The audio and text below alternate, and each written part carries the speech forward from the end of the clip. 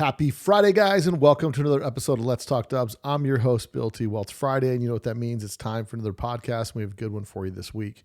Before we get into this podcast, I want to make sure you guys support those that support your favorite podcast, VW Trends Magazine. Back from a long hiatus, not the same old stuff. Go check it out today at vwtrendsmagazine.com. Cool features, show coverage, awesome how-tos, and not the same old stuff that you see in the other VW magazines. So go check them out today and subscribe at vwtrendsmagazine.com. Also, Ross Wolf, high-quality aftermarket parts for enthusiasts by enthusiasts. Go check out some of the cool stuff on their site today at rosswolf.com. There's tons of high-performance accessories on there for those of you guys that daily drive your Volkswagens, especially some of their Viton sump gasket seals. So no more paper gaskets and silicone. Straight up get some Viton on your stuff today. So go check them out at rosswolf.com. And don't forget to use the LTD10 discount code for 10% off when you purchase through Ross Wolf. So go check it out today, guys. Also, Icon pistons. You guys want top quality, high performance pistons. There's only one piston to go with, and that's Icon pistons. Currently, they're made in 85.5, 92s, and 94s, 3 different pin heights. Go check them out. Where are you going to buy Icon pistons at? Well, I'm going to tell you that in just a minute, but first let me pump up the pistons a little bit. These are made from 4032 alloy, which allows you to run tighter piston-to-wall clearances so you can get down, keep that compression, and make that motor put out maximum power. They've got 2 1.5 millimeter top rings and then a 4 millimeter bottom ring, which makes getting new rings for these things a lot easier. And also each piston gets M42 skirt coating to protect against dry startups, as well as give an extra layer of protection.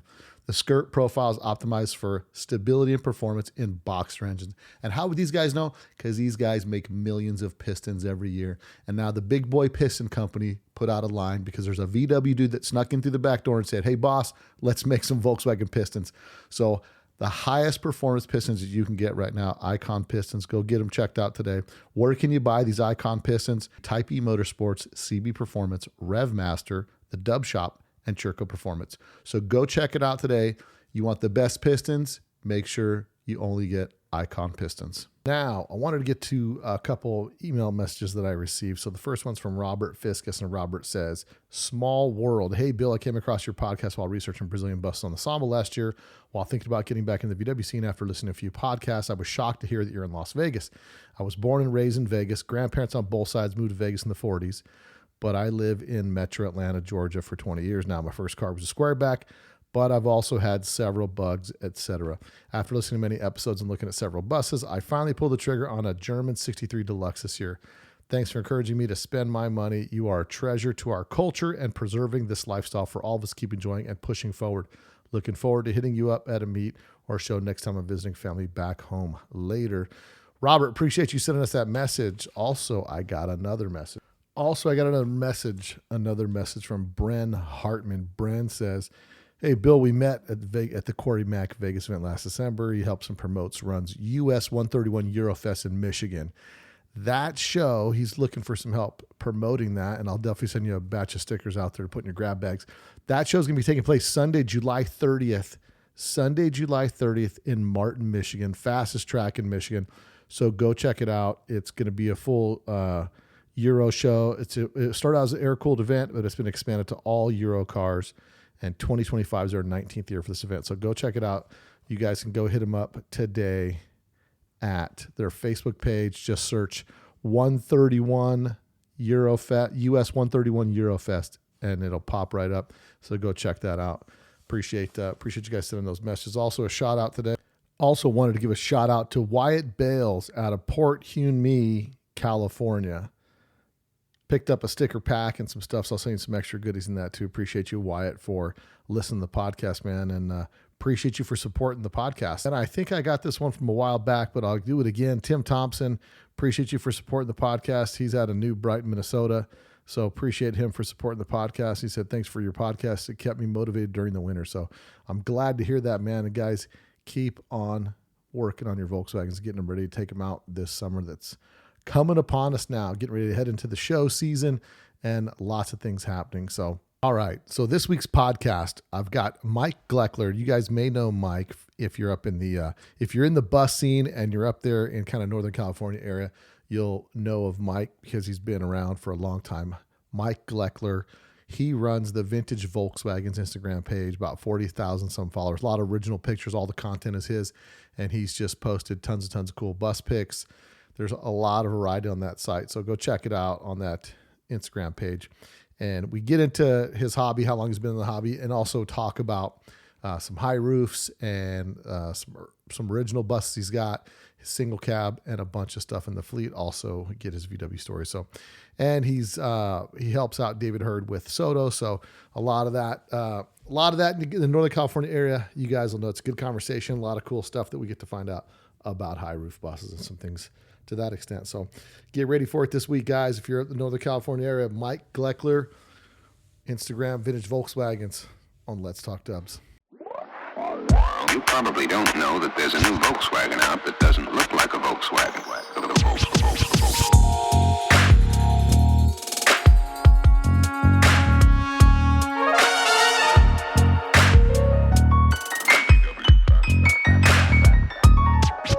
It's got everything that people who like the bug like.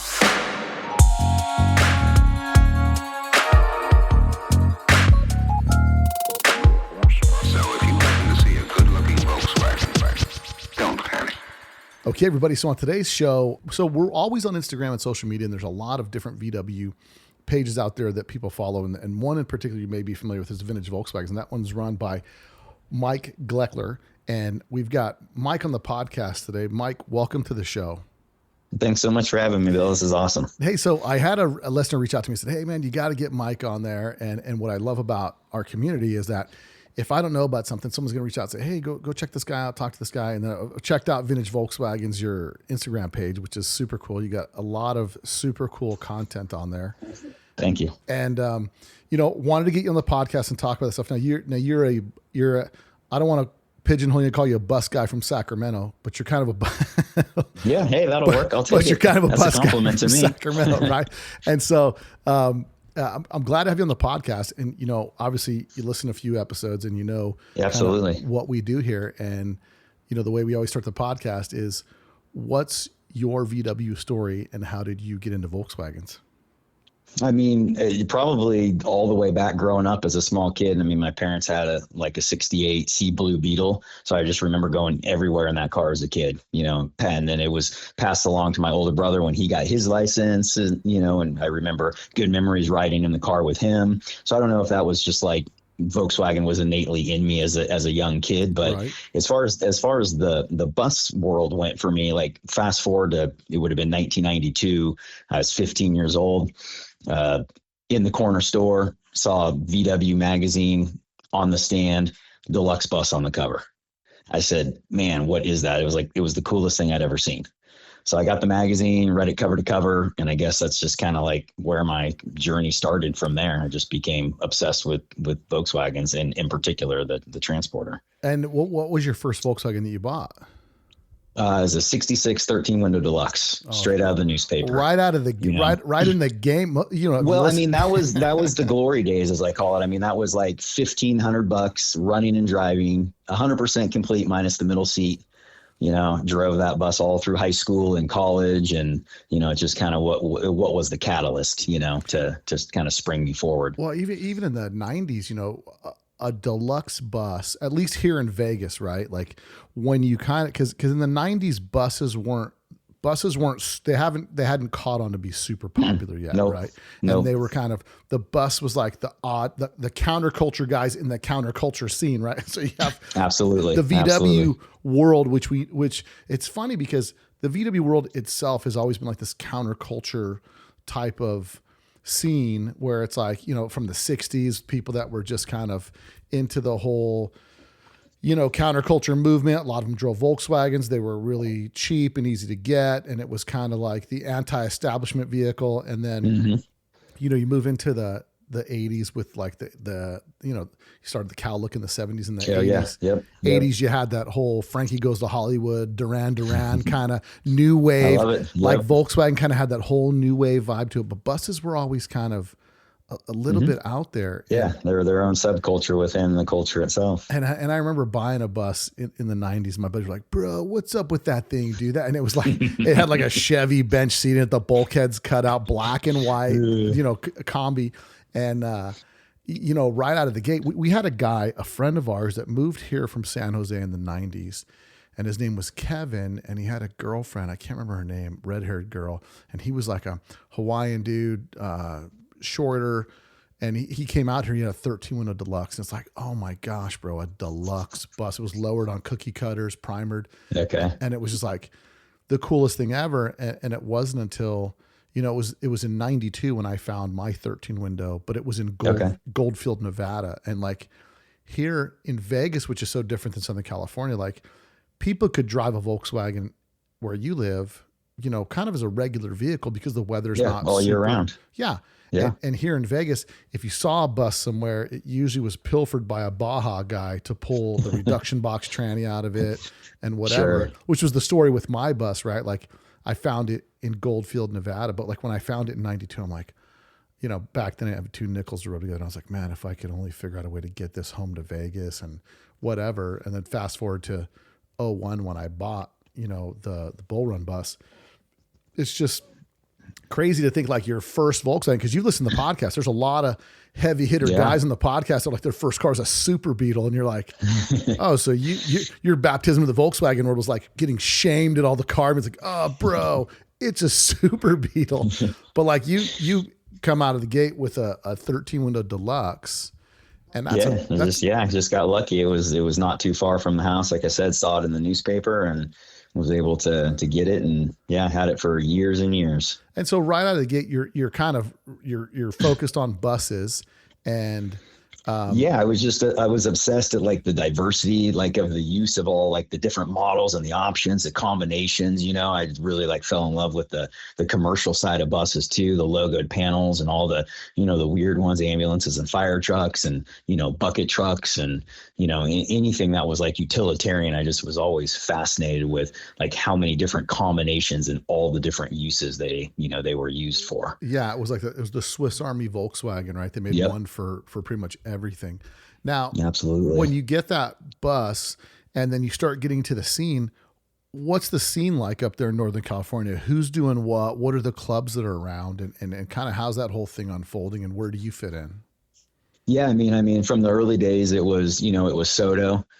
So I was just that young, enthusiastic kid. I guess I still am, or try to think of myself as. And it's like, man, I gotta get, join Soto so I can get the newsletter and kind of see what's going on. Start going to, some different shows, early on since I was, 16, ran into the Bus Farmers, Dean and Todd and those guys that are, still running around to this day, that we go to all the shows together here in Sacramento. Yeah. So it was a good, it was a good scene. There was, we would do the Soto meets before Buggerama at Ansel Hoffman Park, before each one, on Memorial Day and Labor Day. And then just, had a good scene of going back and forth to different shows and stuff like that. So it just kind of kept a good tight knit group. And, 30 something years later, I'm still friends with all those guys, Yeah. And you're up there in kind of Northern California where, there was a guy here, Derek Campbell, who he was kind of one of the first bus guys that was out here with a bus and all that stuff. The rest of us were bug guys. And, he always had the Soto sticker on there and then there was Soto, but Soto was kind of based out of Northern California area. And would they have a Southern California meet at Soto or like what? Yeah. They had chapters all over. I mean, it was definitely like a worldwide, club at one point. And a lot of the main ones were down in, El Dorado Park in Long Beach. And that was before it went to the high school and then to Deer Park and Escondido. And, it jumped around down there a little bit. Now you were a member of Soto back then, and obviously we've had Dave Hurd on the podcast, and he's the founder of Soto and putting all that stuff together. And during his podcast, we talked a lot about, the struggle of trying to start an organization, and then people are. It's like doing a car show, right? Everybody's super critical and has advice for you on how you should do what you did, and you're just amazed that you were able to pull off a car show or a meet or whatever. Talk to me a little bit about when Soto disappears, kind of what happens to the scene from your perspective up there in Northern California. Yeah, I mean, it slowly kind of faded away. I know that, there were less input as far as I think, like classifieds. It was when the internet was coming out, people were searching eBay, finding parts, and it just didn't have a lot of substance, as far as like classifieds and I think input. So it just kind of went away. But, the scene still continued. It still kind of just, thrived on its own with different individual shows and Octo took off down south. And so, it's still, I mean, it's the Mecca, obviously, in Southern California, and Eric and those guys do such an incredible job of putting those on. I'm excited to head down here in a couple of weeks down to the, meet down there in Long Beach. But I mean, it just continued on. And now you've got your deluxe for your first Volkswagen. And I mean, that's obviously the heyday. How many buses do you end up running through at that time? Like finding them, buying them, flipping them, selling them, that kind of stuff. Were you doing much of that? I was hustling parts in high school, in college. It's like, my best friend was into Volkswagens too in high school, which definitely helped. His dad worked as like an appraiser for the county up in El Dorado County, and he would drive the back roads like every day, and he would tell us like what he would find sitting out in fields and stuff like that. And so we would go and show up, once in a while when we could, and try to make a deal, parting out cars that were sitting around. I mean, nowadays we would kill to still have those cars complete.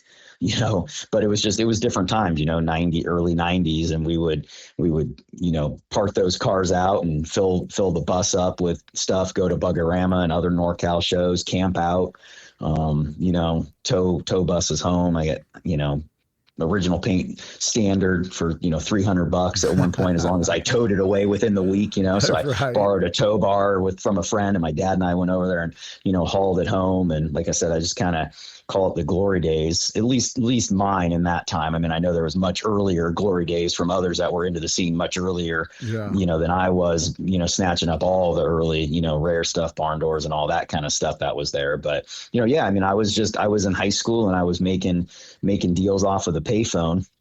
I mean, it was well before, internet or anything like that. It was in the days to where you heard of something. So you would try to make a call and request a couple photos. They would have to take photos of the bus, develop the film, wait a couple weeks from, Kodak for them to get it back, put it in an envelope, lick the stamp, snail mail it.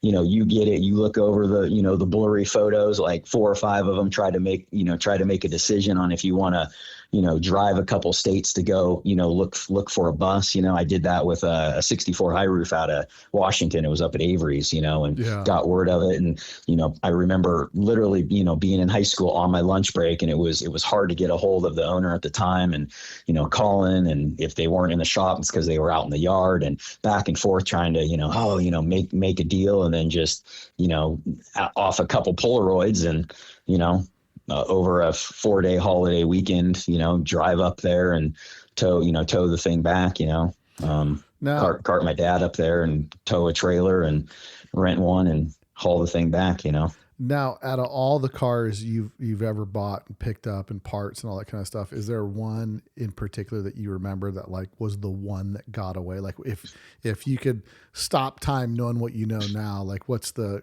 wildest one you got rid of or junked or whatever? I had a fully complete 58 ambulance. Oh no. And ambulance, lame. I foolishly let that one go. I had a lot of cool history. It was an American issue ambulance that delivered to the Laura Lucet Volkswagen dealership out of Port Ewan, New York. The lady owned the dealership, but she also donated to the volunteer fire department. And so that bus ran around New York. Didn't get much use. The outside was a little worse for wear as far as, I mean, that's in yesterday's standards, and today's standards, it would be, a standout, but, it was fully complete. The interior didn't see much use. You could flip on and wail the siren and everything like that. But, just different times, you had it and you wanted to move on, or you had another car that you saw and you could make a little bit of money. I mean, I never really did it and still don't for any type of money, but, it's always about the hunt, it's about the chase and and trying to find something. And so it was just, I guess, young and dumb at that time. So I still totally kicked myself. And then fast forward, I don't know what, 15 plus years, 20, probably even more. I think I sold it in like 98 or something, but through Instagram, I had posted a picture of something and someone had contacted me and said, "Hey, I think I might have your bus." And it's really cool. It's like it's an emergency nurse in England. Oh, really? Who is a paramedic on an ambulance, and so she has the ambulance now, and it's there and being well taken care of. So at least I know where it is. But that's the one that I shouldn't have let go. Lesson learned. Yeah. Well, I was at I did a video when I was at Bad Camberg this last year, and there was an ambulance bus that this guy just had so much stuff with it. I wonder if it's the same one. It was in Germany, so. Okay. Yeah, that's yeah. This one's over in the UK. I don't know if they would have made the trip in it, but yeah, probably not. Yeah. I mean, it's wild how much stuff that we have in our past, and then we're just like, who needs it? This one needs. I mean, I've just trashed cars for like, oh man, the quarter panel's junk on this thing. No fixing this. Needs a quarter panel. Needs a whole body. You know what I mean? Sure. And just different times. But I mean, that was, it's I woulda, shoulda, coulda. I mean, I think everyone in the hobby, whether it's Volkswagens or any early vintage, cars or scooters or whatever it might be, it's like you can't keep them all. Yeah. And it's about the hunt and getting them and kind of, learning their history and getting them to where you want them to be and enjoying them a little bit. And then, maybe you move them on and you look to something else. Yeah. I mean, there's so much variety in the hobby, but it seems that it seems interesting. The longer we've been in the hobby, it seems like more rare stuff is popping up, as far as like the barn doors and all that kind of stuff. Now are you a photographer by trade, or you just do it for fun? It's like a hobby. No, I just do it by fun. I mean, it's funny. It started in high school. I took an ROP photography class.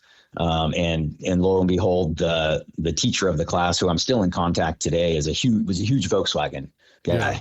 And so like, I just got obsessed with taking Volkswagen photos because he like let me turn in all my different school projects based on Volkswagens. And I basically had my bus and I had my friend's Beetle in high school that I'd run around with. And so it was like, those always kind of became the subject matter of different, assignments, whether we were, looking at, different types of photos to be taken and turned in and developed in the dark room and everything like that. And so I've always just loved to take photos. And one day my wife's like, "Oh, you should post something to Instagram." I'm like, "Well, what's Instagram?"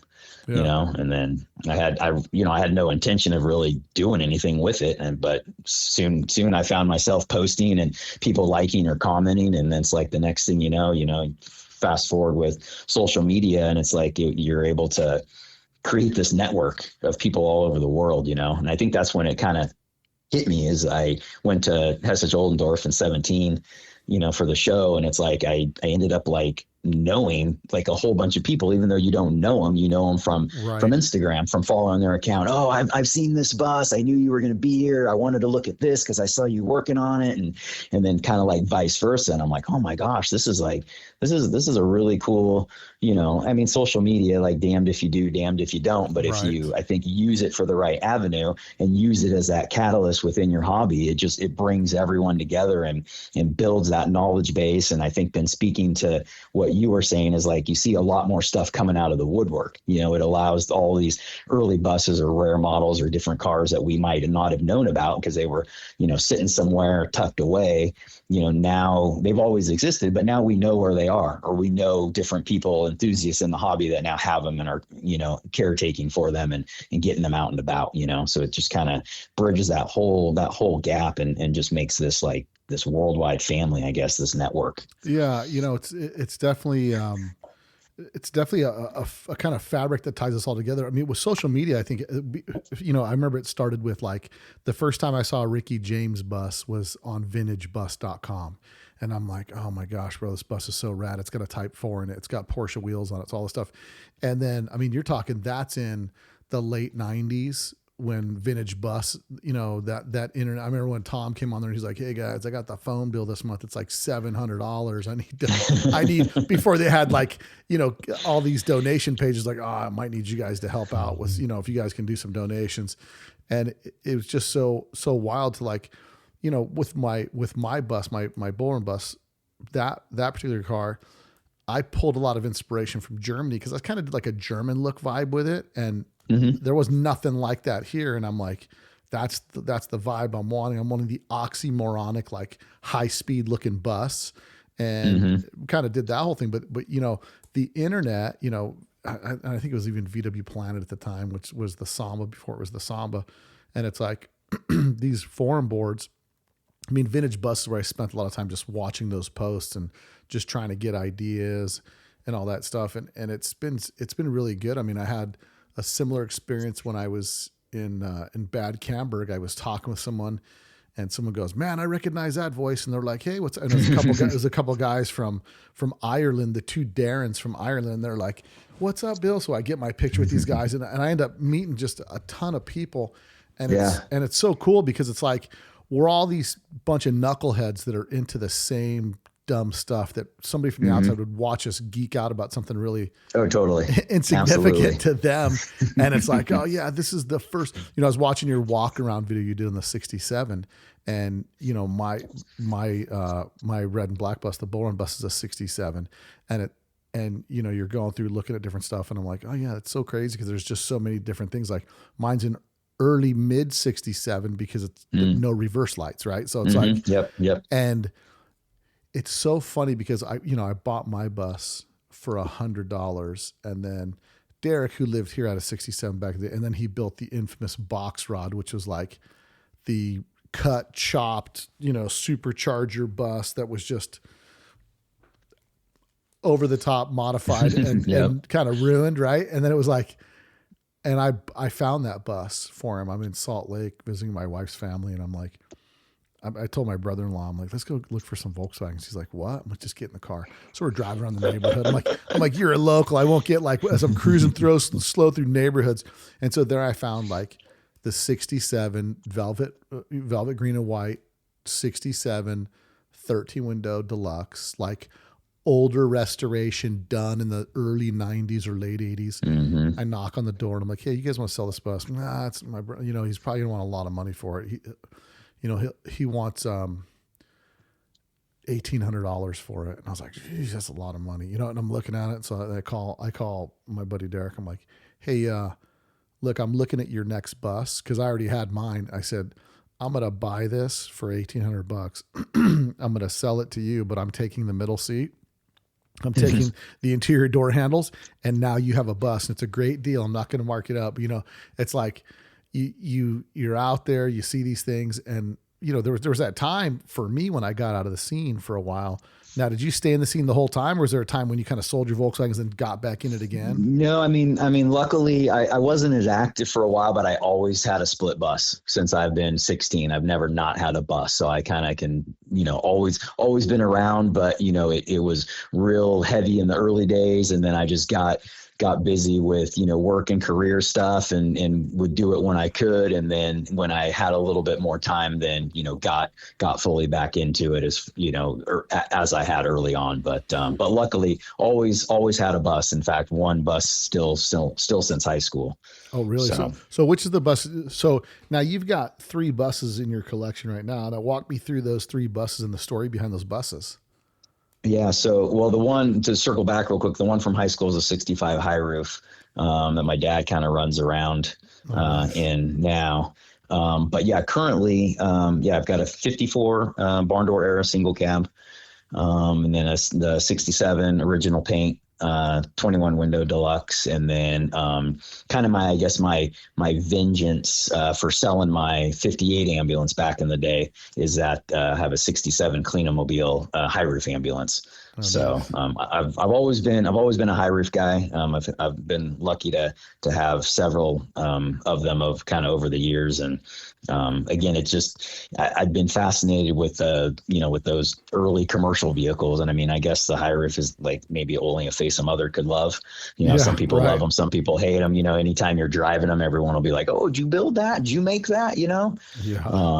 So it was. And kind of circling back to the early days on that, it would have been in like 93. I went down to El Dorado Park in Long Beach. I was born and raised in Long Beach, so it was easy. Once I moved up to Sacramento, it was easy to go back, because my grandparents and stuff still lived there at the time to make trips back and forth. But El Dorado Park, I think probably 92, one of the Soto anniversary meets, I saw the late Tim Liventree's high roof. And it was the first time that I'd like seen one in person. And I was just like, I was taken aback by it. I was like, man, this thing is so weird. It's so unique. I've never seen one in person. And Tim was so nice and walked me all through it and showed me all about it and explained it and, everything that, how they were, used and everything like that. And I just, since that day forward, I've just been a high roof guy, and I've just always been fascinated. And I did the high roof registry back in the day and stuff, which we can swing back to. But so anyways, then moving forward now, being able to kind of get two birds with one stone, so to speak, is I was able to get the ambulance back and get another, high roof in that realm and kind of wrap it all into one in that Cleanomobile. So that's an actual high roof ambulance? Yes. Yeah. It's a factory ambulance that was M-coded for that. It was then sent from the Hanover factory close to Hanover to the Cleanomobile factory, which basically modified and built ambulance interiors. And so it was spec'd from the factory as an ambulance, but then Volkswagen wouldn't technically build the ambulance, but they would set it up as such with the window configuration.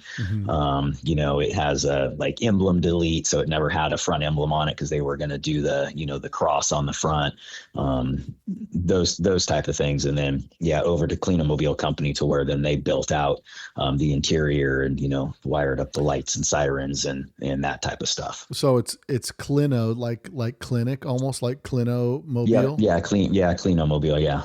And, exactly. And they're like Westphalia, but for like ambulances. Correct. Yeah. Building ambulances. Yeah. An emergency vehicle. So and then it was built there and then stayed pretty close and went to the German Red Cross and was used over there for a number of years. Yeah, I love the specialty built buses like that. My friend Andy, who did my Type 34 Ghia, he has a Katastrophenschutz bus, which is nice, and it's a 79, and I drove that thing all through Europe when I was there like a year ago, and I just fell in love with the thing, man. It's like late bay, super comfy to drive. It's like, I mean, it had a 1.8 liter in it, I think, cruised just fine, super quiet driving. And what was so crazy about it was all the, all these funky things it had. Like it had this like flagpole mounts on the bumper. It had the step on the bumper. It also had like a finger grab underneath the rear hatch, a sealed off rear hatch, like had all this specialty stuff. And he picked it up, I mean, years ago, and it was just in a town, all complete, 50,000 original miles, Yeah. And I love how Volkswagen has like these, these little unique things, especially there that I never seen before, the Katastrophenschutz buses. And funny enough, while I was there, we were staying the night before we went to the Karmann Museum in Honestbruck, I think is what it's called, where the Karmann Ghia Museum is. And in the parking lot in the hotel where we were staying, there were two modern Katastrophenschutz buses. Nice. Well, they were like type, I don't know what they call them, T50s or whatever, like the late model ones. But I found it so interesting that, Volkswagens with all the specialty stuff. I mean, they're even still to this day when you're driving around Europe, it's like they use Volkswagens for the caddies, the pickup trucks, like for like everything there. Absolutely, yeah. Yeah, there's also this thing in the VW scene recently that's kind of happened where it's like the early modified cars have become kind of like if something was modded way back in the day and just all kinds of funky stuff done to it. I've seen a lot of those become, like somewhat sought after, Yes. to some degree. And I think they're, it's interesting to see what people would do, like whether it's a shorty bus or like a shorty single cab that I've seen. And then I have that Beetle Barn limo bus. Right. Exactly. Yeah, exactly. Yeah. I think that's all kind of like a trend of, back in the day, it was like, let's get something and totally restore it. Right. Now it's kind of, as the trend and the years have gone on, it's gone on to, whether the word patina is overused or not, but, original buses, let's not, someone from the outside would look at it and, it's that old saying, oh, are you going to paint that? No, let's keep it original. Let's keep it, kind of how it was. Let's tell the story. And I think that's transferred well over into those cars, even if they were, custom or modified. It's like, hey, this is how the car was built. It tells a story of either the owner or the company that had it, and it becomes now, unique and sought after as well. Yeah. I had a single cab that I bought at the back of DRP, Desert Racing Performance. It had a single cab in the back, and it had a Bechtel sticker logo on the windshield. And Bechtel does like big industrial, like airports and stuff like that. Okay. So their logo is like the world, and it just says Bechtel across it. And I was like, this is stupid, man. Let's get this crap off of here and sand the whole thing. Yeah, that looks good now. Brown primer, like I primered this whole 59 single cab. And that, I look back and go, man, that'd have been so cool, because it was an actual working single cab that had all this stuff. But whoever had owned it had just taken a welder and literally welded up every screw hole in the bed, welded the gate bolts, I don't know, just guy went crazy with the welder on the thing. But I think, seeing so many different buses out there now, it's awesome to go to some of these bus meets and you just see something super unique that you haven't seen before, which is keeps it kind of exciting. Every time you go to an Octo or you go to one of the Soto meets or something, hopefully somebody's pulling something out that's kind of rare. Now, yeah. And just trying to figure out and find out everything about it. I mean, all of us try to nerd out and figure out, oh, is that, original? Is that stock? Did that come from the factory? And the cool thing is it's Volkswagen did so many different things that it's really hard to tell. And a lot of times if you look at it from the outside, you're like, no, that wouldn't have come that way. But then upon further investigation, yeah, maybe it did, or it was sent to a coach builder or something like that to make it that way. And it's all kind of the part of the story, and that's one thing I think that keeps a lot of us just fascinated about the transporter model is just there were so many different variations and special orders and M codes and companies like Westphalia, and Ruthman bucket trucks and Clean-O-Mobile and Maguris doing the fire buses and just anything and everything, these companies to modify these buses and to, make them something special today. Yeah. Now on your 54 single cab, what's the story? What's the story on that? So I've known about that bus for probably 35 plus years. My friend Mark Waterman owned it way back in the day. He had some family that lived up by where my parents lived, and he would cruise up around the holidays from Vallejo area and drive around in that bus. And I'd see him at the shows, and I'm like, man, that thing is awesome. I just love obviously the early, simplistic look to it.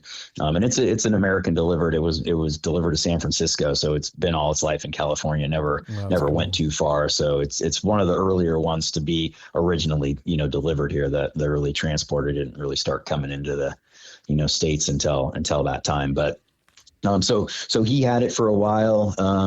It disappeared for a bit. It went up, I think, to Eureka and lived up there for quite a while. And then my friend Justin Campbell ended up with it, who owns Combi Haas here in Sac.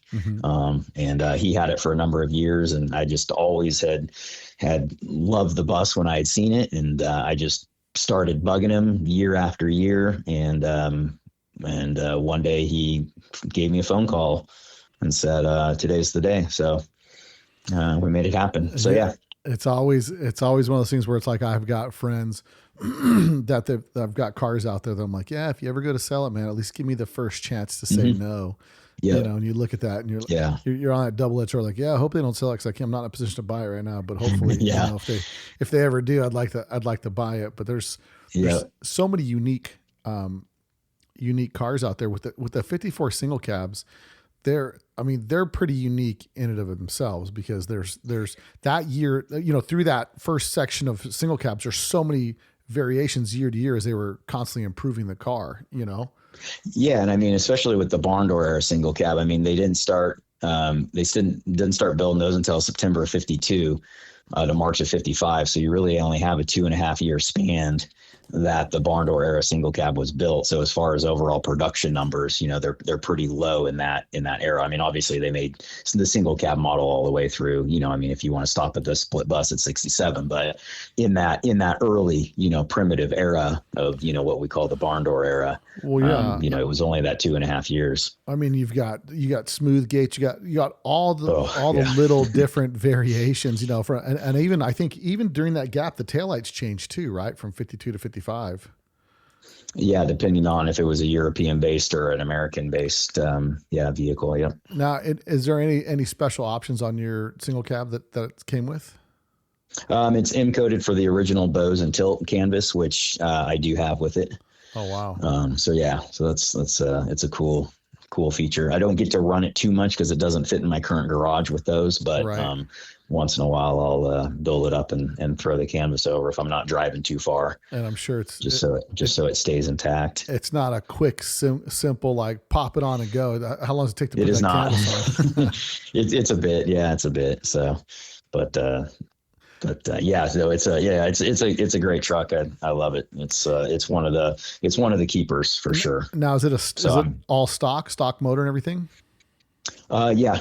It's got not the original engine, but it has a stock 36 horsepower engine that I put back in it, crank start, and it's got the original lever shocks on it, and still running 6-volt, and semaphores all work and everything else on it. So it's a good running driving. I mean, for barn door wise, I mean, it's funny because that bus has been all mechanically gone through and it's turnkey ready to go, but you drive that and my 67 Deluxe has been 2-year preservation, 100% mechanically gone through, and both buses bone stock, but you drive the single cab, and even though it's all gone through, it's still like a bucket of bolts, with the tail, with the gates rattling and no seat belts and just winding the thing up and getting it going, whereas you jump in the 67 and you're just like hands off the wheel, just cruising, just effortless, so it kind of shows the progression of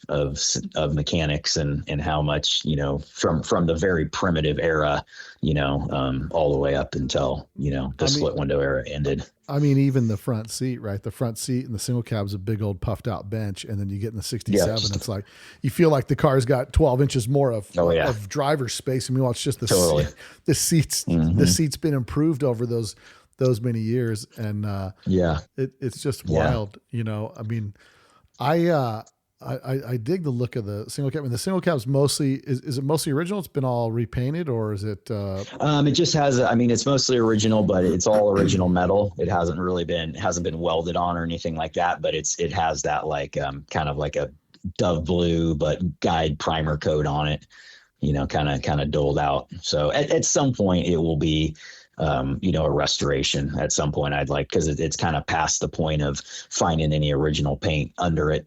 That's kind of since long gone. So, my goal, like with the Deluxe that I currently have and the ambulance is, try to find them as original as possible and just take them to that next level and do that. But that single cab is, like I said, the original paint is long gone underneath. So at some point, pie in the sky dream would, get that, go through a restoration on that. But for now, it's a good runner driver, and it looks good enough to throw some stuff in the back and take it to a show and, go from there. Yeah. I mean, I don't know if I'm as committed as you. I don't know if I could drive a 36 horsepower bus, because that's it takes some patience. Holy cow! I mean, I drove my split Beetle.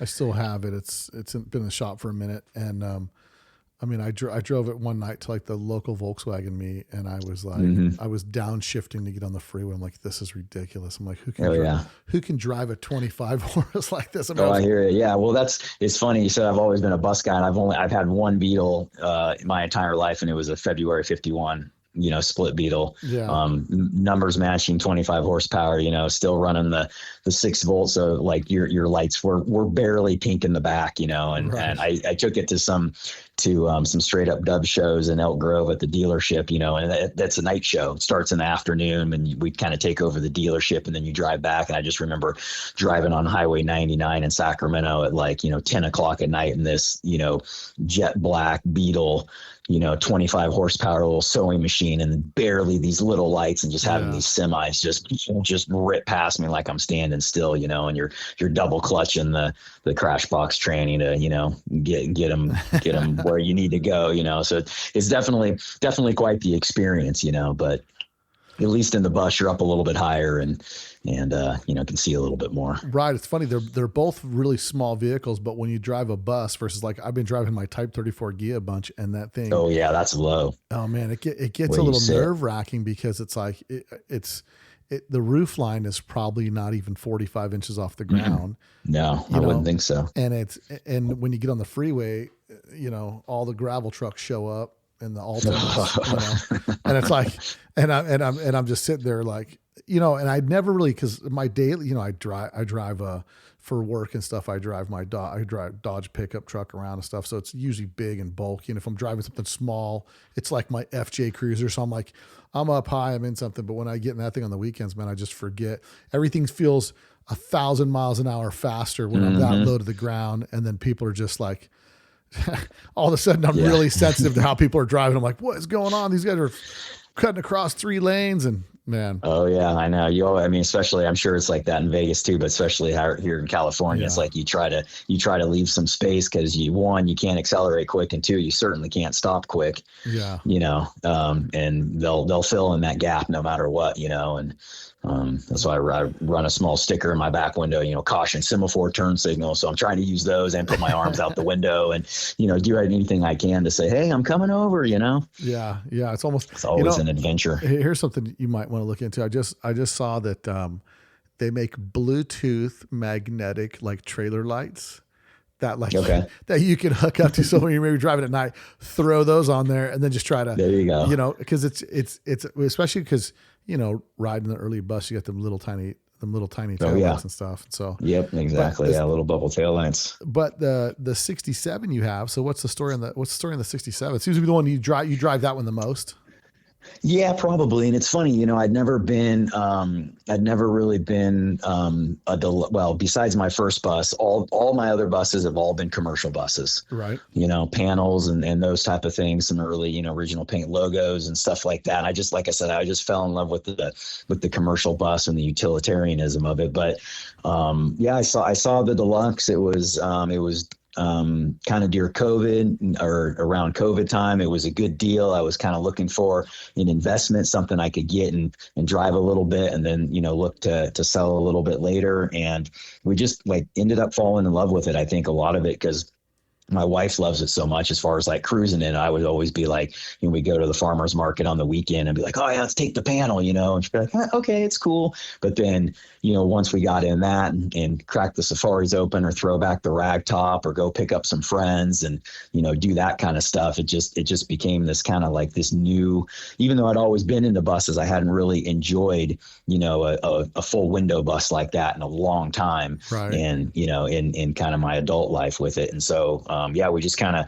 it slowly grew on us and just kind of fell in love with it. So for right now, especially where the market is now, it's not, I'm going to hold on to it and enjoy it. And, but it's a great bus. It came out of, Salt Lake City. It still has the original dealer sticker on the back. Dave Strong. Is that the Salt Lake dealer there? Strong, I think his name. No, it's, why does it, I'll think of it off the top of my head. I'm drawing a blank on it, but no, it's a beautiful bus. It's super solid. It's rock solid. There's not, any real rust on it at all. It's got strong original paint. Like I said, it's been 2-year preservation. It's been gone through top to bottom. You could eat on it, underneath. So it's a nice, reliable, fun, easy to drive bus because you can kind of get up to, obviously it's not fast, but you can get up to highway speeds and you can, accelerate okay. And so, I mean, I would like something earlier,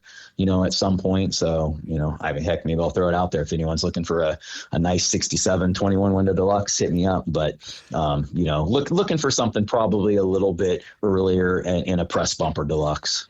So at some point. So you'd like a press bumper deluxe, and you'd even go, I mean, you're not drunk with power with the 1500 in that bad boy. I mean, no, I am not, because compared to the 36 horse, that thing's like a rocket ship, what I mean? Sure. Yeah. You definitely know the difference. And like I said, it's much, much easier, much more pleasurable to drive, but I just gravitate towards some of the earlier stuff, in that. So I don't know, one of these days, but for right now, yeah, it's a killer bus and love it. But it's probably my one kind of wild card bus. I say, like the high roof ambulance and the barn door air single cab are kind of where my two keepers are right now. And that one is kind of my catalyst to potentially sell at some point to be able to move into something else. Yeah. I mean, I'm a big fan of the 67. Obviously, I like 60 because I've got the 62. I've got my 62 double cab, and then I got the Beetle Barn bus. The Beetle Barn bus. Yeah. I actually took that. I took that thing up to the Moab, and have you done the Moab trip yet? No, I have not. I haven't been out there for it, but it looks killer. That Moab trip it's actually a good time, and it's just a trip because it's just kind of a cruise. A cruise up those old school trails that, people see buses on and they're just tripping, and then they see 50 buses on them, and then they're that's got to be a sight to see. And everybody was worried about the limo bus because of the switchbacks and stuff, but we went through there like a champ. That's before I had interior, so I did the interior in it, and so now it's probably a little more suitable to take up there. Okay, but that's nice. That's a good. There's so many cool trips to go on with because you have like the guys up in Washington that do the Shasta snow trip. That's in Washington or Northern California? Northern California. Yeah. Yeah. The Shasta. Yeah. Mount Shasta. Yeah. Oh yeah. That's, I mean, that looks like a insane good time. Stuff, man. Yeah. Crazy. So if you go on that, would you take one of your buses on that? On the Shasta snow trip? No, I don't really have anything like set up for that. I think I would just end up destroying something I had, Right. So those guys are definitely, building some of those buses specifically for that, or have, they're dropping engines and trannies in the middle of the snow and, winter blizzard and getting back up on the road in record time. It's amazing feats what those guys are doing out there. Yeah. Those dudes are hardcore. What, is there any meet or show that you haven't been to you'd like to go check out? I haven't been to Bad Camberg. We're definitely going to make the trip back to Hessich again this year. So I think Bad Camberg's probably on the list. I'd like to do something more, local as far as like getting like a high roof gathering back together or something. I think, just maybe, stateside, obviously some here. I ran the high roof registry. I started it back in 92, and that was kind of snail mail and real difficult to find different buses. And, I had this little form that you filled out, but I'm kind of like excited to get it going again now with like we were talking about the invention of, the internet and the social media, this thing we call social media and Instagram of, being able to find all these buses now and bring them together. And there's a few guys around, that obviously, have them up here up north and obviously Southern California. And I think it was about 90, what was it? Maybe 98. We all bombed our high roofs to Solvang for the vintage meet. I think we ended up with 10, but that was the last time we had, a decent amount together. And I know over in Hessich, I wanted to say that maybe had like 12 or 15. I'd have to go back and look, they had a good amount, but honestly, if you count some of the NorCal high roofs now that are come out of the woodwork and the ones down in SoCal, I think we would have a pretty good contingency just here in California. So, that would kind of be a show that I'd like to either put on or help, facilitate, obviously probably, in conjunction with something else, but that's kind of one of my projects, alongside some of vintage Volkswagen stuff that I want to kind of ramp back up and get my registry back up and going and kind of modernize it and bring some folks together and maybe try to organize one of those things. Well, now with respect to the registry, how many high roofs did you have registered? And what now break down for some of our listeners, like what's the story in the high roofs? Like how they made them from what year to what year? And they were typically made from what? Yeah. So basically they made them from 1962 model year. So the earliest that we really know of is around a late August, September 61. But basically 62 to 67 is when they were made. You see very few bullet turn signal ones, just because obviously of the era. And then they were never really officially brought into the U.S. Canada, as far as I know, was the closest that they imported them. It was not a U.S. destinated vehicle. It would have had to have been brought in later by private party somewhere. They were a mostly European delivered special vehicle that had to be special ordered from the factory, obviously to be made that way. And a lot of companies, got them for, if they were a florist, to have like taller plants, cleaners used them quite often to hang, garments top to bottom. I mean, Westphalia made a couple, sales flat models, buses that you could stand up in the back of, but yeah, so you don't see too many of them, just because, production numbers really weren't there, because they weren't pumping them off the line like, a deluxe or a standard or a combi or panels, all your, your different models. They were kind of few and far between. Now, are they all walkthroughs, or they're bench seats, or you can get them either way? You could either way. Very few are walkthroughs. Most all are bench seats. The most common of the walkthrough model you would see would have been used by the German post office, and they would have been a slider door.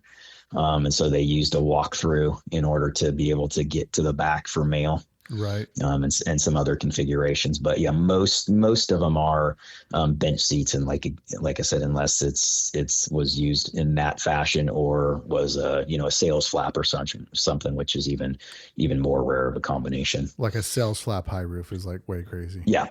Oh yeah. Yeah, exactly. And now, how many total did you have in the registry? Did you say? I mean, man, back then it was like, I think I had like 8.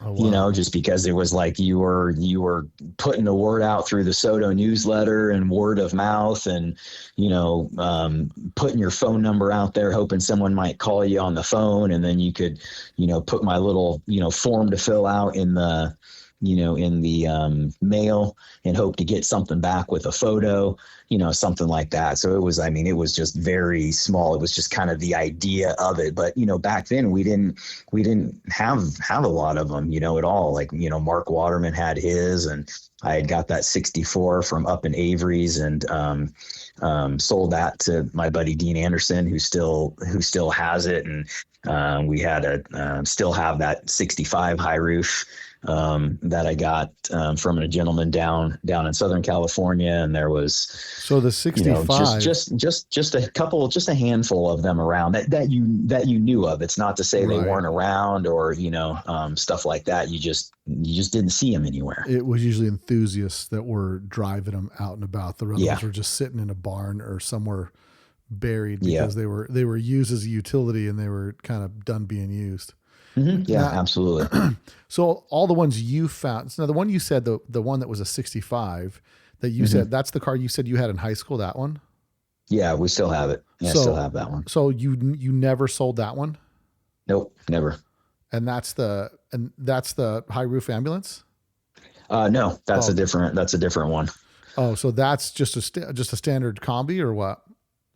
High roof, just a standard high roof panel bus. Yep. That's the one that's on display. You had dropped it off at the Auto Museum for display, or no? That's a different one. No, that's the ambulance. It's a different one.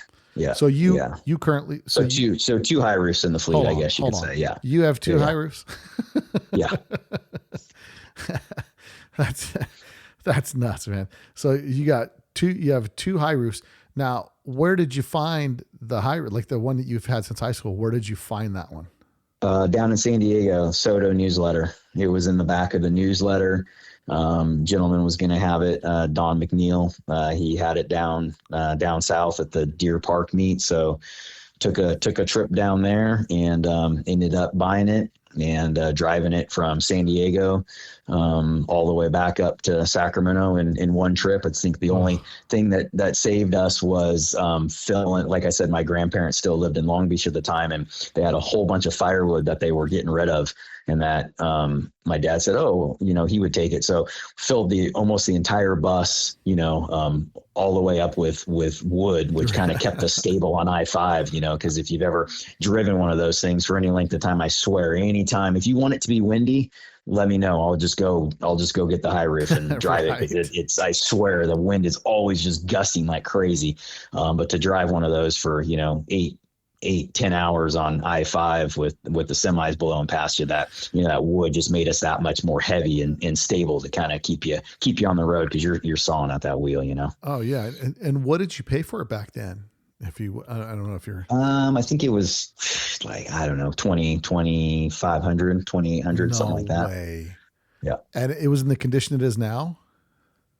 Yeah, it now it has just like a guide code on it. It's been tough. It's been one of those vehicles that I always knew that I wasn't going to get rid of, but it was also because of that, it always just kind of got put to the back burner. I think I've had over a dozen Volkswagens, kind of since that time that have come and gone, but it's been one of those like super reliable, turnkey kind of utilitarian. It doesn't need to be any nicer, but I would like it to be, but it's easy just to not do anything to it, because it always runs and drives. It always works. It always starts up, and so nothing's really been done to it. But I did get to the point to where I had that kind of like a light blue guide coat of primer put all over the outside, because I was going to attempt to start to get some work done on it, and never took it past there. So it's been sitting in that primer guide coat. I feel so bad for it, but it's been in that coat for probably 30 years. It's so old. It's K200. It looks like, so like, There you go. They Yeah. don't even make K200 anymore. So,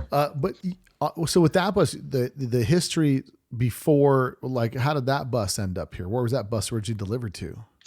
Tutzelfing, Germany. I don't know really anything else besides that. I just got the build sheet from Volkswagen. That was back in the day when you could just order them for free. Yeah. And they would just send you the certificates. And so I've done that for all of the buses that I have, but I don't have any previous history really on that bus at all. That's one of the few. I mean, that's one thing that I always like to do is really try to like dig deep and research, all the buses that I've found, and I have some really cool stories and history on a few that I've known, like been able to track it back since day one. Yeah. And that's always super fun. I love that research and hunt of finding that information to kind of build the story around the car. And is it empty inside, or was it Yeah, set no, up it's for just something? No, it wasn't set up for anything. It's just completely empty. I would like to, I think it's cool to some of the old wooden racks. I mean, they even had M codes that Volkswagen would build, certain interior racks and everything like that. So one of these days I'd love to kind of fashion it as such, kind of like a tribute bus or something like that, and build some, industrial shelves in there or something and turn it into something, but yeah, right now it's just big and open, and it's easy to haul parts in. And I don't have a camper, so if there's a camp out or something, I'll usually end up taking that and just sleeping sleeping floor in the back. Yep, 100%. Yeah. That thing is rad, man. I mean, it's funny because we're talking about how rare they are, and then you just like, it was like my buddy Chris has got 2 bins double cabs. I'm like, bro, sell me one. You don't need 2. Yeah. And one's like pretty rusted, and the other one's pretty much a decent driver. But that's awesome. They're super rare. And now, Absolutely. Do you know on the high roofs? Do you know what the total? Is there any record of what total production was on them? No, nobody knows that, as far as I know. If anyone's listening and has better information or number, like hit me up on IG or something and let me know. But yeah, no one really knows a total number. Yeah, it's crazy, So, man. There's just. So, that's the thing with the Volkswagen. When I first started the podcast, I'm like, man, how many of these can I really do? And it's just like, they can just go on forever because there's so many nuanced differences of all of these things. I mean, it's just crazy. Now, so on Vintage VWs or Vintage Volkswagens, your Instagram page, now you're just doing that mostly for just putting content out there for people and just community type stuff. Now, Absolutely. Yeah. Just totally. Yeah. Totally for fun. Like I said, I've always just loved taking photos. And so that's kind of one thing that I do on my page is just like everything I post is 100% like original content. They're my photos. If it's on there, I took the photo, or, someone took a video of, me driving my bus somewhere or something like that, Right. From a show or something, but I don't take something from somewhere and repost it or grab something from the internet. Those are all my photos. So, Now, but yeah, it's just something I like to do. I did notice that there was one shot there. You had a T-shirt or something like that. Now, do you sell any T-shirts or stuff like that for the Instagram page? Yeah, I mean, yeah, it's definitely something I want to kind of revamp. That one was for the barn door gathering that we did in Southern California a couple years ago at Octo put on. And so I was like, oh, you know what? My buddy's a designer. So I had taken a photo of Ed Hughes' Radium bus when he had it, which, was the oldest, it was the 50 oldest bus in private hands known. And obviously there's so many, talk about geeking out and nerding out over just little nuances. I mean, the roof line on that bus is even so, old that it was hand shaped and stuff. Right. It's just drip rails. I mean, I'm going off on a bus nerd tangent, but I had taken a photo of the back of the Radium, and I really liked the way the one photo came out. And so one of my friends is a graphic designer, and so I gave him that original photo that I'd taken, and he drew up that of the back of the shirt, which is basically the back of a 1950 transporter with the rear emblem on the back, no window, windowless bus. And then I just put my license plate logo on the front. He did that one for me too. So yeah, so I cranked out just 100 shirts of that and brought it down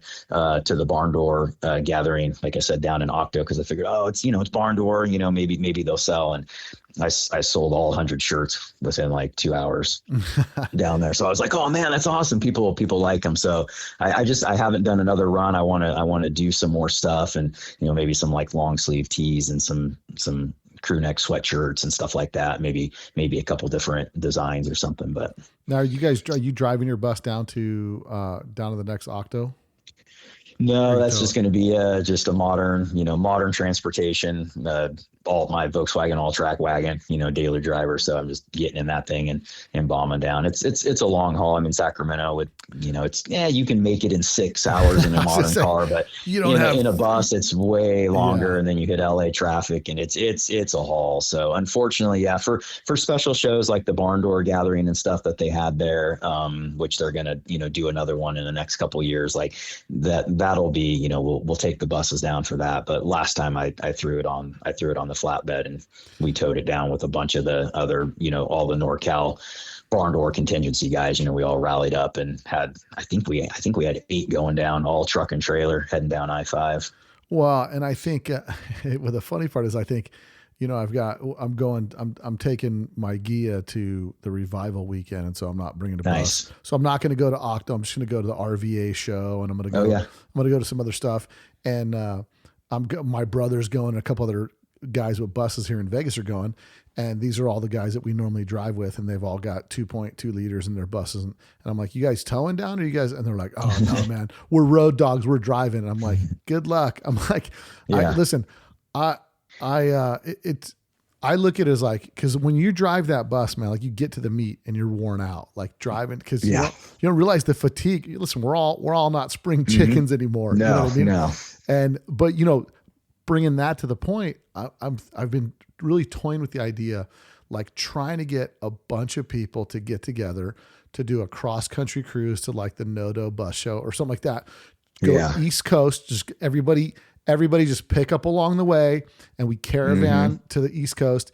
And then if we get enough people put together, we can coordinate the whole long drive down there, and then trucks to haul them all back while we all fly home on Monday. Because really, if you think about it, right, we're in a point in our hobby where, like, listen, you can save a few bucks and pull that off. It's more the experience of, I mean, could you imagine 50 Volkswagens driving to the East Coast in a big caravan? Yeah.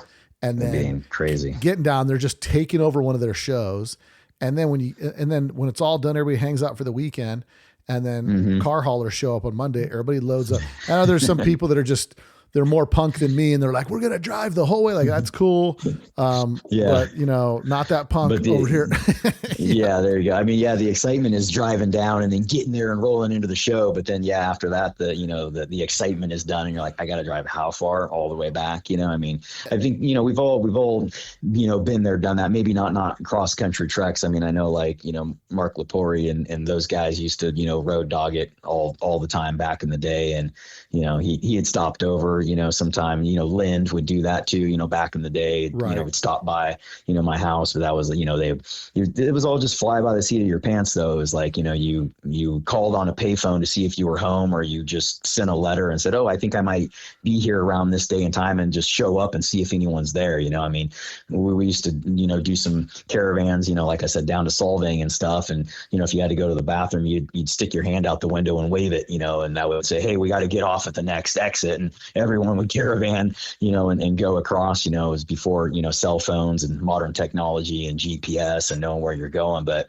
even with all those modern conveniences, you're still driving a, 50, 60-year-old Volkswagen and across country. That is a trek for sure. That's a feat in itself, I think if you had to pick if you had to choose your weapon for the drive, I think you're going with the Deluxe. Yeah, absolutely. I mean, the high roof would be like pure death trying to drive that across the country. Yeah, it is. It's white knuckle, man, for sure. But it's like trying to drive a wind sail. I mean, that's nuts. But I just think like there's a lot of us in this hobby. I'm turning 53 this year, and I'm thinking like, how many more years? I mean, listen, we still got 20, 30 years to go, easy. But the reality is, how many more years are we going to want to do something fun? We're going to hop in our bus and go for a cruise and do some stuff like that.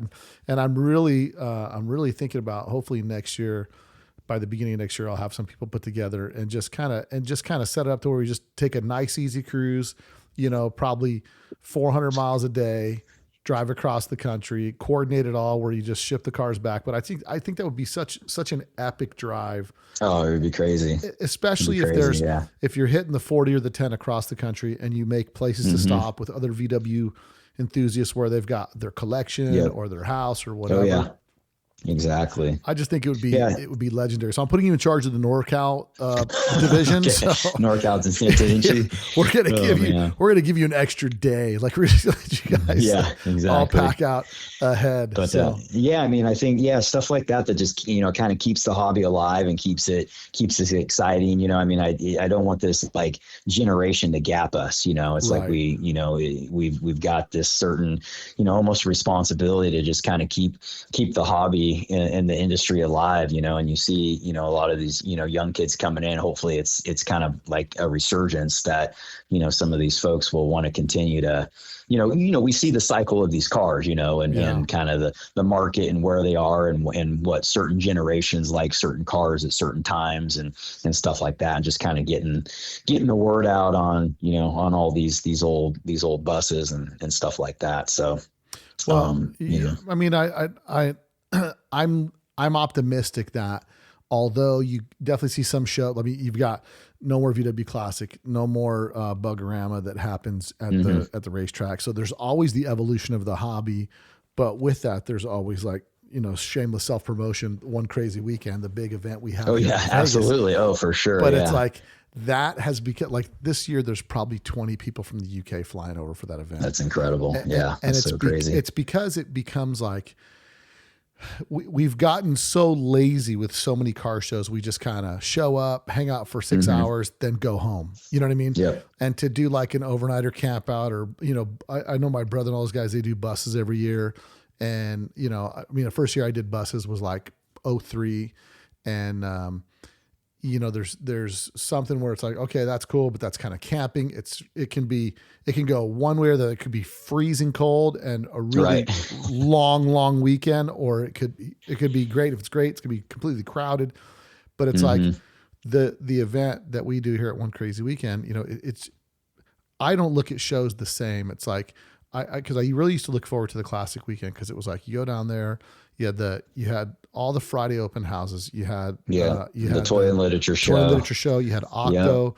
You had the Classic. You had all these things which made it just this big fun event weekend. And what made it, Absolutely. I think the glue was like the host hotel, because everybody would go there and you'd have a big old hangout. And then, so that's kind of what One Crazy Weekend's turned into, where it's like, and most importantly, it's Vegas, right? Like you're never bored in Vegas. Totally. So, yeah. What better backdrop? yeah. Last year we had cause we have this year, we have a Thursday's like officially the starting day, but there's going to be there'll be a poker tournament to win Volkswagen prizes and stuff that'll take place on Thursday. But like during the day, we'll have some discounts for some locals for stuff. Like last year you would go to Punk Rock Museum, you'd get locals rate to get in, or whatever. Nice. And just different stuff to do. So you can kind of bring your Volkswagen here to Vegas, enjoy the town.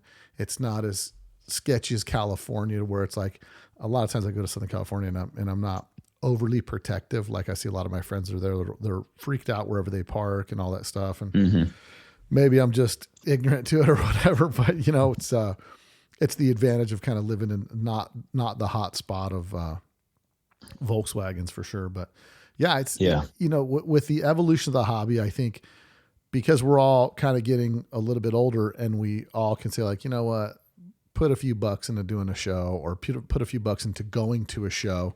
And I think the type of shows will change, because when you go to Europe, man, you go to the shows they have over there. I mean, it's like a multi-day festival. Yeah, it's insane. It's overwhelming. I remember sitting at HO my first time and just like, I'm like, I got to sit down for a bit.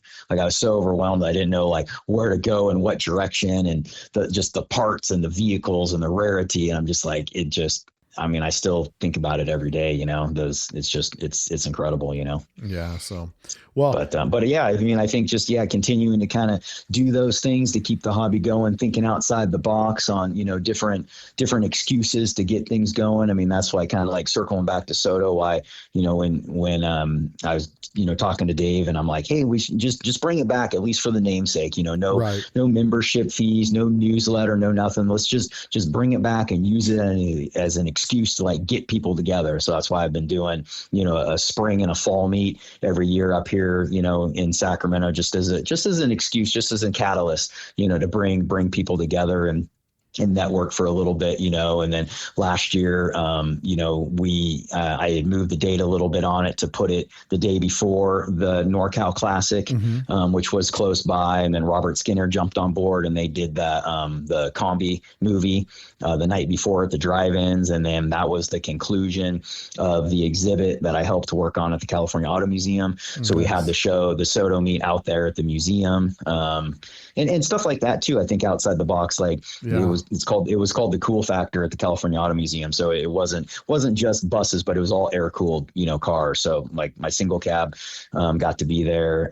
Joey, from Workstat, I asked him to bring his TV and radio bus in there on display. Robert Skinner had his Kittyland Fire bus in there. We had some 911s and 914, a couple Beetles, a Baja Bug, and other BMW, Corvair, Crosley, a couple early air cool cars, but kind of brought it all together. But it was just a way to like showcase the Volkswagen or showcase the Transporter in a different era, or a different light, in a museum, and kind of bring that, for full circle. So I think there's a lot of different, cool things that we can do, if it's outside the box or little gatherings or big shows like One Crazy Weekend or, Octo or something like that, down to like the smaller grassroots stuff too, just to give everyone the ability to, come out and drive their cars that they like and network and build those friendships and just kind of keep the hobby going. I mean, as we both know, that's what it's all about, Yeah, no, that's cool. And when's your guys' fall meet this year? You have your fall meet scheduled yet?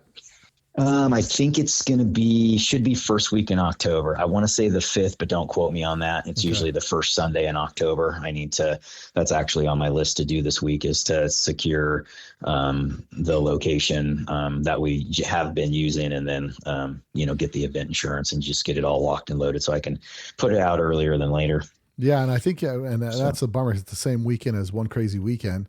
And I think the following weekend is it's usually Octo, the weekend. It is. Yep. After like second weekend in October. So yeah, it's tough because, like for Vegas, that's when we can start doing shows, is like October. Even last year was unseasonably hot, Got it. And so, you try to keep it too far enough from the holidays so it doesn't like, so people exactly aren't out of town to do that stuff. So it's tough, and it is it's a big scene, and hopefully there's enough for enough to go around. Yeah, there's there's always enough for everybody out there, and so hopefully one of these days that's match it up.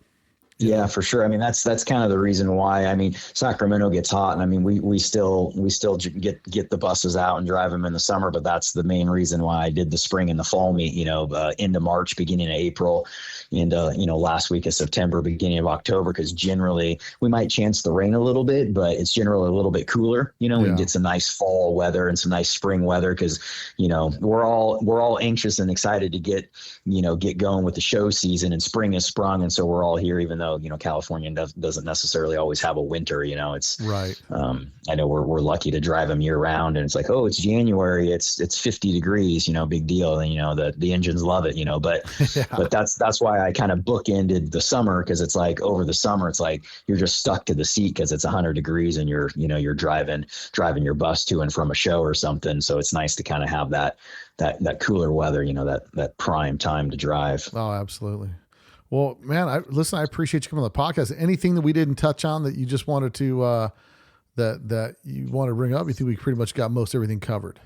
Yeah, I mean, it's just been awesome talking with you, man, and just kind of sharing some stuff. And it's exciting to see the industry and the hobby just kind of continue to move forward with guys like you putting stuff on like the shows and having the podcast, and just kind of like spreading the love of the scene out there, and just I think we just touched on everything. Just excited to be a part of it. There's such great people, like I said, I've got almost lifelong friends in this hobby and industry. And it's just something that keeps me excited every day to just about the hunt, just trying to learn more, find parts, find cars, see what's out there.